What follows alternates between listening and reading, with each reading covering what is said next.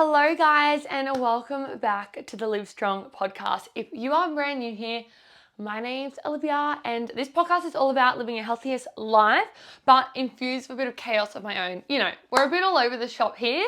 Let's get into today's episode 3 of our brand new third phase of this podcast. I've done a bloody lot of episodes by now and you best believe I've been rambling since the beginning. I would like to say that I've got better, but I definitely have not. Sometimes I listen back to these and I'm like, woman, you need to shut up. So today, let's see if we can do less rambling. We're going to start with my high and my low of this past week. Let's see what's been happening. Starting off with my high. Now, if you haven't been following myself or the gym, Live Strong, on socials, you might have missed out, but we've been doing so much running. We are currently doing an 8-week running program at the gym to train for Hill to Harbour, which is a 12-kilometre or 6-kilometre fun run event in town in like 2 and a bit weeks' time. So we're getting very close to game day now. We've been progressing with our long runs every week, and this past Saturday we ran 10 kilometres, which for anyone who, you know, is new to running or hasn't run much or hasn't run very far in their life or whatever, or literally anyone, 10 kilometers, guys, is a really long way. And I feel like it's such a milestone. It's sort of like the 5K, 10K, and then you sort of build from there, all these milestones that people think they probably will never achieve. And on Saturday, we had a bunch of us run in literally the pouringest of rain. Like, we were drenched. And so many of the girls had never run 10Ks before in their life, and they bloody smashed it. I have run 10Ks before, but just because I've done it doesn't mean it was easy by any means. Running is one of those funny things. It's like you stop training for the thing, you stop doing the thing as much, and you're not going to progress, and you're just going to regress. It's just going to get harder, isn't it? So that's what you notice with running. Like, you haven't been doing long runs and the next minute you try to run 10Ks. Well, shit, it's bloody hard and it feels pretty gross.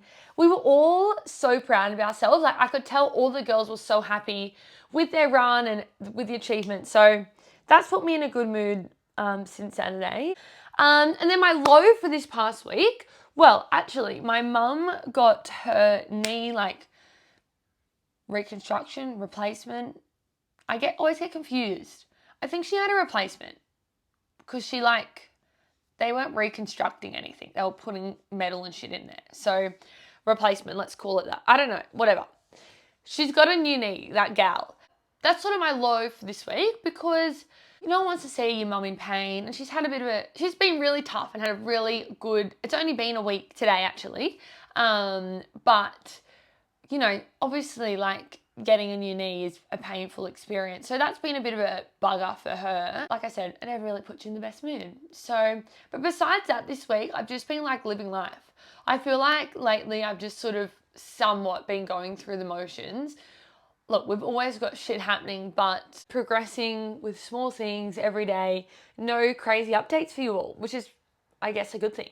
Okay, guys, let's get into today's episode. As I've been trying to lay down the law on with these new podcast episodes, I'm trying to have a bit more of a game plan and actually give you guys some actual content in the podcast, right? So that's why they've been a little bit shorter as well, because I think I'm just getting to the point a bit more. Anyway, I hope you're enjoying them. Please let me know if you're listening and you're enjoying listening to me ramble on for like half an hour. But today, we're going to be talking about something that maybe not all of you are super interested in, but I thought it'd be potentially interesting to hear. Let me know your thoughts. So today we're going to be talking about 10 truths about becoming a personal trainer because I thought that would be interesting. Maybe you're interested in wanting to know a bit more about what we do, or maybe you're thinking about becoming a trainer, or you know someone who's going to think about becoming a trainer. Whatever, I thought this could be an interesting topic to address. I've got 10 points that I wanted to run through to sort of cover a few different bases, but I guess it's like a bit of a background story, maybe someone cares. I've been a trainer for, I think, just over 8 years now, or maybe it's 9 years. I did my qualifications in 2017. So you work out the maths. I think that's nearly 9 years, guys. What the fuckery? So I've been around for a little while now, but look, there's so many amazing trainers out there that have literally been trainers for like 30 plus years, like crazy time. So I'm really still just dipping my toe in this fitness industry. But as I'm going to sort of start with my first point here, there's so many trainers that have literally been a coach for like 2 minutes and think they know everything. But I feel like I do have some insight that I can give to others. I obviously have a coaching team or like staff with me at the gym, which I really enjoy coaching coaches. I actually think maybe something that I'd like to be more invested in the future. But, you know, for now, I just sort of focus on my team, my girls, but I really enjoy that side of my job as well.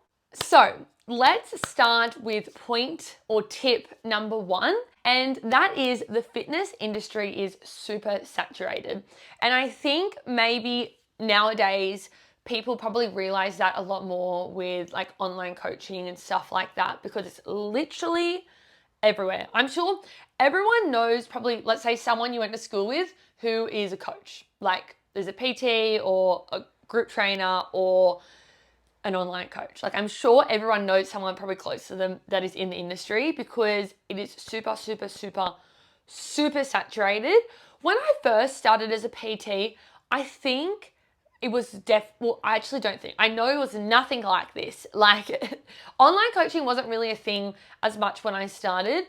Yes, it was there, but it was nowhere near as big as it is now. It's very easy to get your qualifications nowadays. There's so many different ways you can get qualifications. So getting qualified isn't usually an issue, but being a good trainer is more of the issue, especially in face-to-face training. I think a lot of people can sell essentially bullshit online if they have a name and a face and a body to do so. So that can be a little bit easier, not necessarily meaning they're a good trainer. In terms of getting a job in a gym, I actually think it's harder than you think, because there's so many trainers out there and a lot of gyms are looking for a specific person. I know when I'm hiring someone, the person I pick, it means a lot to me who they are and what they represent and how they're going to show up and where they see themselves in the future as a coach. Like I'm not sort of just picking willy-nilly anyone to join our coaching team. Obviously, we are a super small team compared to most gyms. Like, you know, we're like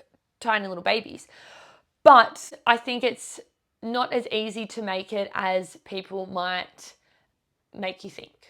My second truth is that you actually need to care about your clients. This might seem easier said than done, but again, sort of going back to the very saturated, lots of people do it, think it's easy type of situation. I think a lot of people see other people doing it, think that, you know, I'm just going to train these people, make money, blah, blah, blah, blah. But that only gets you so far, and client retention is a big issue in the industry because so many coaches, there's so many options, so many gyms. So if you don't actually care about your clients getting results and care about their well-being and care about their health and their progress and safety and all these things, if you don't actually care about your client, they're going to leave you, your business will fail, or you're going to lose your job, essentially. Like, you need to actually care about the people that you're in the gym. It's not just about going through the motions, because your clients will know. Like, they know, maybe not at the beginning, but they will eventually learn to know that your concentration or your attention to detail is not going to be there, and they're going to bye-bye. So if you're thinking about becoming a coach, I think you need to think about if you actually care about training people and, you know, why you care about that. Like for me, a really big part of what I love about being a coach is teaching people how to train properly. More than that, probably teaching people to train at all.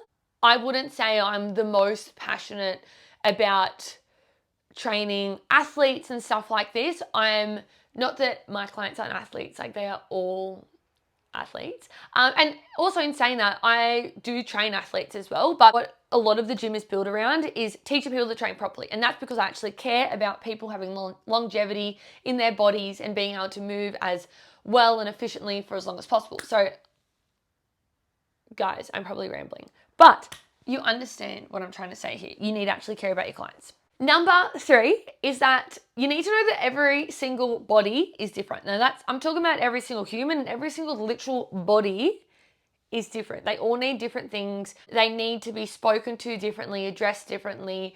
They need different programming, all these sorts of things. Again, I think a lot of this is probably going to be flipping back to the idea that like the industry is so saturated, everyone thinks that they can do it. You can't just be like, this is my mold and this is my one size fits all and this is going to fit for everyone. Even if you are, let's say you are training soccer athletes, right? That's your niche. That's what you want to do. And yeah, that's great. It's great to have a niche, but you can't train every single athlete the same. And I think, again, it's something that a lot of people struggle with. They're like, oh, this is a program for people over 60, and this is a program for people trying to grow glutes and blah, blah, blah, blah. And it doesn't necessarily work like that. And look, people do sell programs like that online. I'm sure you've seen this booty building program. You've seen, people go to longevity classes and things like that, whatnot. But from my experience, the best method and the best thing that's going to work is knowing that every single body is different and they need different things. Different exercises feel different no matter how much you cue them. So you need to make sure that you're having that attention to detail and you are addressing everyone as their own person and not as sort of like a collective, because it's not always like one size fits all. Number 4, you'll constantly be telling clients why social media trends are false. Especially these days, TikTok is crazy. And don't get me wrong, I love myself some TikTok and I love social media. But literally, guys, social media is just filled with so many quick fixes and sort of false education and quick sell things that it honestly does seem too good to be true for a lot of people, and they buy into these different schemes or influences or trends, and it might sound like I'm almost like whinging about social media here, but I'm really not. But I think I'm sure people listening to this, a lot of your content on your social media is probably fitness people, or people, even if they're just a different type of influencer or something, they probably do share some sort of fitness content, whether it's, a meal prep company or it's activewear brand or whatever it is. Like, there's all these things trying to be sold to you all the time in front of your eyes, and you honestly would be probably super surprised with how much stuff gets addressed in the gym that is honestly just not true. And a lot of it is like super unsafe, or puts people in these really terrible mindsets, or they learn all this stuff that's just making them feel like shit. And when my brand is about doing things properly and, like I said before, for longevity and in a balanced way, and so you feel good, you move good, rather than just smash yourself in the gym, smash yourself in nutrition for a certain amount of weeks, it does sometimes just get a little bit annoying. I'm not going to lie, because you're just like, we can't get away from all this content, and like that's life. And a lot of people make their money on selling things online like that. But I think if you're thinking about joining the fitness industry, it's something to know that you either stay true to yourself and you promote what you believe in and what is probably or is the best for most people, if not all people, or you go on that quick sell journey where maybe you become part of the problem, but maybe that's going to get you views and money and growth. So like, it's something to be really thinking about, because essentially maybe your top influencers you follow online are maybe actually not helping people. You know what I mean? Like, you might think they are, but maybe they're actually not actually helping actual people, right? And for clients who are maybe listening to this, I guess it's important to think about in your news feeds, like, what are you getting fed as well to maybe believe that maybe isn't always true. Anyway, that's number 4. Number 5 is your own relationship with training will change. And this is one that maybe a lot of people don't think about, that when you actually start becoming a coach, your whole life becomes around the gym and training and programs and results and progression and all these sorts of things, right? But sometimes for you yourself, you are not the center of that. And maybe prior to becoming a coach, your health and fitness is a really big deal, but you're the center of that. Like, it's your health and fitness and your progress and your time frames and schedules and everything. But now you're sort of going to be dropped down a few pegs potentially where the priority is. And I've seen it probably nearly with all of my coaches at some point, and with myself as well, with Nath. I don't really know anyone who hasn't sort of gone through this phase, but when your motivation for your own training can definitely hit a bit of a divot, a bit of a pause, because you sort of can get over the gym. Like, you can get over being in there all day. You can, especially like when you're working in a gym space, you're not working online. Sometimes all you want to do when you've been in there for, X amount of hours from who knows what hour in the morning is just get home. Maybe you only have that sweet spot to train, but sometimes you just can't be fucked. Compared to normally when you're like, yay, it's gym time, get ready, go to the gym. It's like, no, I'm there all day already. Your own goals might become a little bit harder to navigate or stick to. But in saying that, that's sort of a negative way that your training can change. It can also flip into the positive. I know a lot of my clients are super motivating for me, and you might be able to become more disciplined. You might be able to write your own programming. You might be able to have a little bit more fun with your sessions, helping you running your own programs might be helping you program for your clients and stuff like this. So it can go sort of both ways, but I think that more times than not, I see that negative aspect happen quite frequently, and then it's hard to sort of pull yourself out. But you always do, because I'm sure you've got support around you, whether it's other staff or your clients will be, like I said, motivating as well. Number 6 is, again, if you're a face-to-face trainer, split shifts and early mornings are a real thing. I don't know any gym or PT or anyone who doesn't do early mornings. Like, realistically, people want to train before work, they want to train after work. Especially if you're a group trainer. If you're a group trainer, more times than not, there's like a 5 or 5:30 a.m. class, and then they sort of back on from there. So you are going to have those early morning classes, and you are going to have those Arvo classes. We actually do a really big day at Livestrong. Not a lot of gyms actually do as big of a day as us, because we do a 5 a.m. class, and a lot of gyms do a 5:30 class in the morning, and we do a 6:30 to 7:30 p.m. class. Again, I think a lot of people do like a 6 to 7 class. I didn't really know that when I first started. Again, a lot of the things I've done with Livestrong, it's just like over time evolved into what it is. But I always used to think that, like, my mum has worked in retail my whole life, and she would finish at 5:30, and I would always think that if she had to make it to the gym by 6, she'd sort of be rushing. Like, I just always would think that 6:30 would work best. And so that's why I did the night class, and then we had a 6 a.m. class, and then I was just like, oh, well, let's just start an hour before that. So I didn't really think about it too much, but it's a thing, guys. Split shifts, it happens. You'll have that middle of the day free, and for some people that will be busier than others. If you're working for yourself, you're probably going to be running a business or programming and stuff like that. You're also going to be training yourself during those middle of the hours. And you also might just need a little nap, because you can't function off 5 to 6 hours of sleep every single night. So it's not all glamorous as people think with these split shifts. Trust me. Number 7 is building a client base takes time. Now, coming from, humbled beginnings, as one might say, but starting from essentially nothing, these days a lot of people start from like social media followings and stuff like that. So it could be very different these days. But for me, back in the day when in 2017, social media was definitely not what it is now.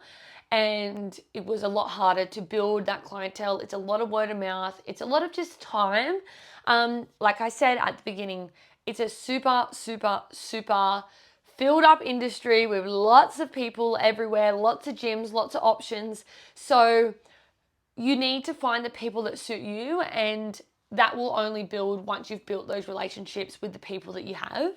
And I think what I've always thought about from a few things I learned when I first started as a PT, that sometimes it's not always about getting more. Like you think, oh, I'm going to reach all these other people. It's like utilizing the people that you have to grow your business, whether that means the clients you have doing more sessions, or them referring to their friends, and there being maybe some sort of referral program and stuff like that.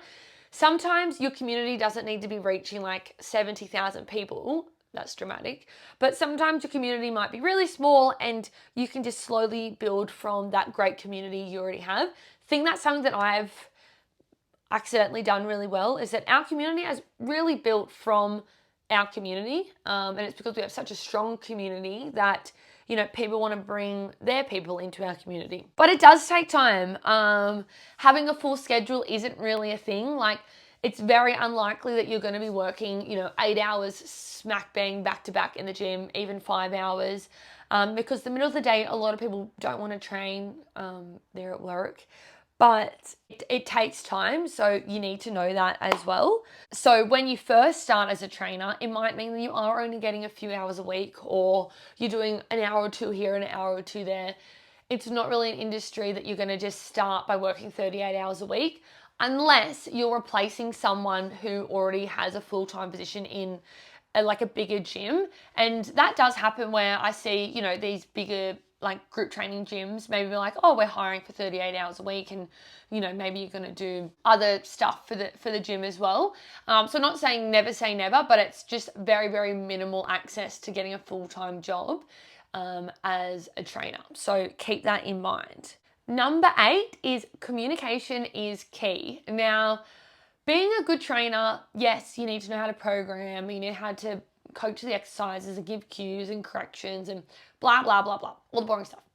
Yes, you need to do that. But if you can't talk, you have no hope. Essentially, it is a talking job, and it is all about being able to, one, connect with your client, but then communicate with that client so that it suits them. And that was sort of what I was saying before, that everybody's different. Like, you can't be giving everyone the same cues and the same type of rapport, and they're all going to be different relationships, and that's because everybody's different, right? So you need to know that communication has to be a skill that you have. You need to be able to speak loud and proud. That's one of my key tips to my coaches when they start in the gym, is that you need to be loud and proud. You need to say what you want to say with purpose and with your heart and with passion. You can't sort of half-ass, a demo or a cue or a correction or a compliment. Like, it all needs to be said with some oomph behind it. So loud and proud.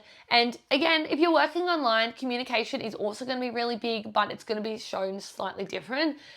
Obviously, majority being nearly all of my work is face-to-face. So I'm definitely speaking from those points more than online, I guess, with all of this, really.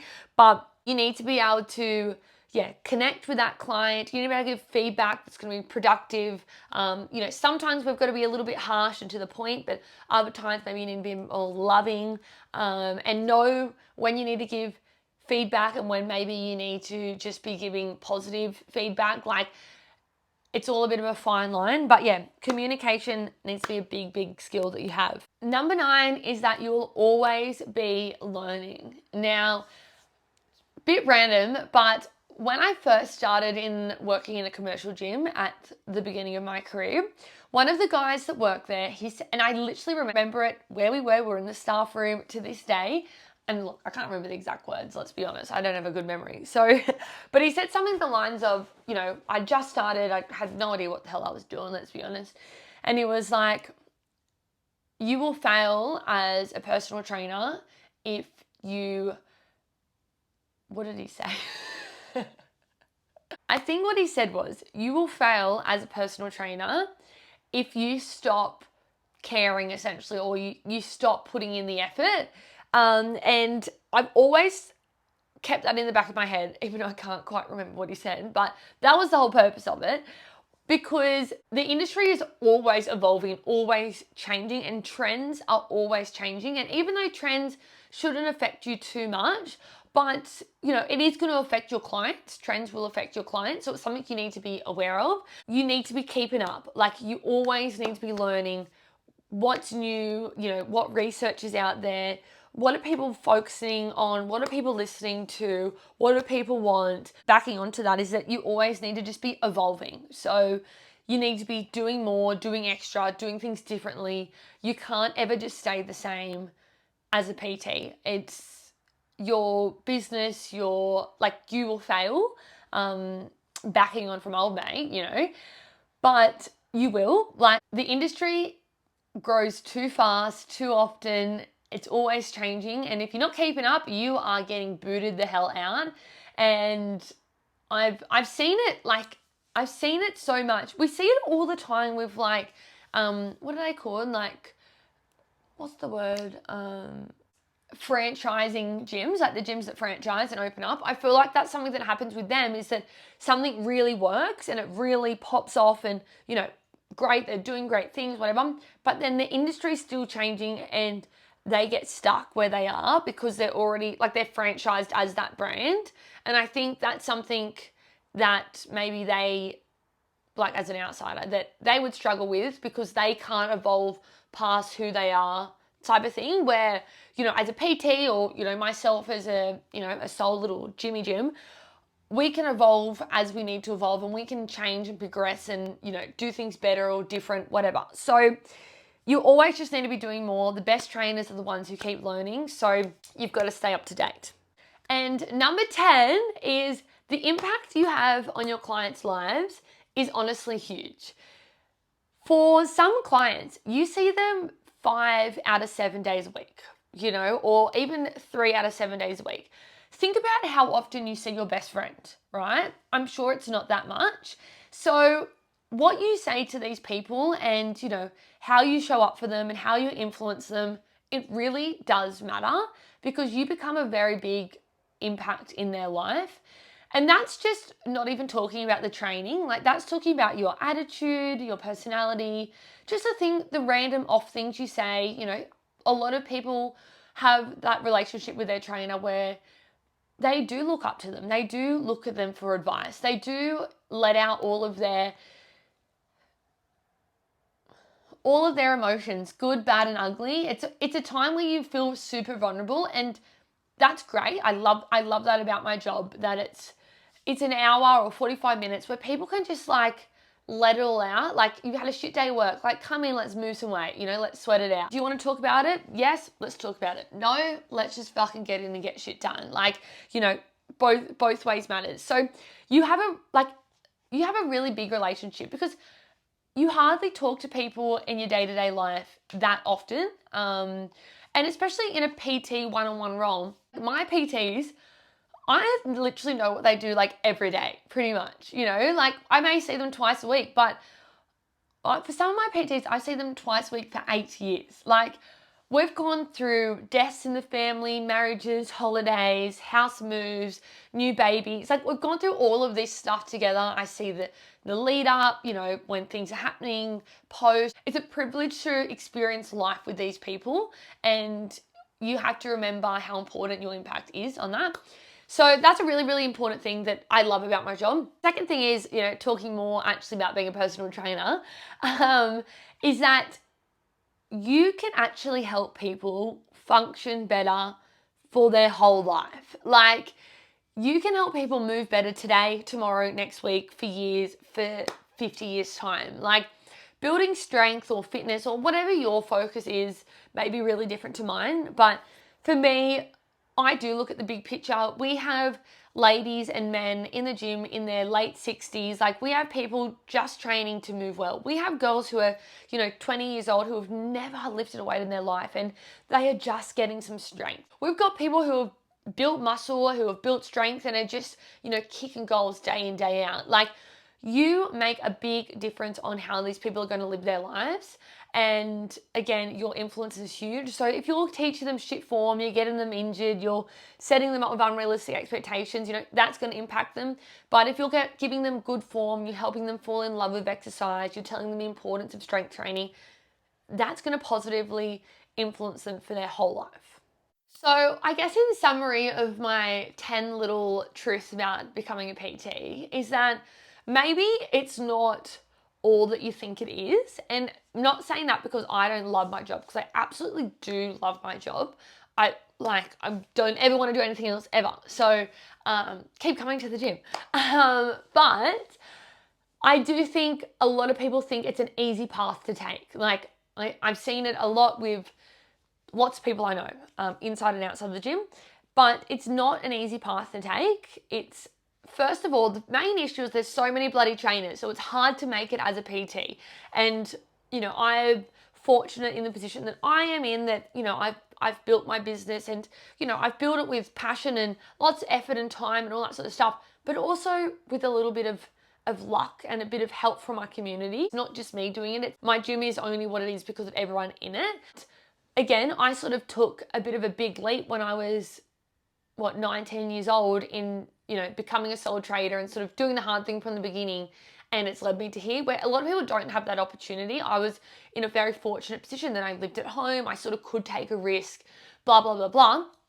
Where a lot of people maybe need to have a little bit more of a solid income, which is why they can't go out on their own or whatnot. And like I said, there's not a lot of jobs out there that give you progression. It's something that I'm with my girls at the gym. I'm always very open and honest that I support them in what they want to do with their future, but I also understand that they need income, and they need to have growth. And the positive thing about being in a small team is that, the sky is the limit if you put in the effort and if you want it to happen, sort of thing. So I think if you're thinking about becoming a trainer, I want you to really think about it. Is it something you really want to do? Are you passionate about helping people? Do you want to put in the hard yards? If yes, fucking send it, because honestly, you can change people's lives and it is amazing. And you get to do it with something that you love as well. Like, I love training. I love health and fitness.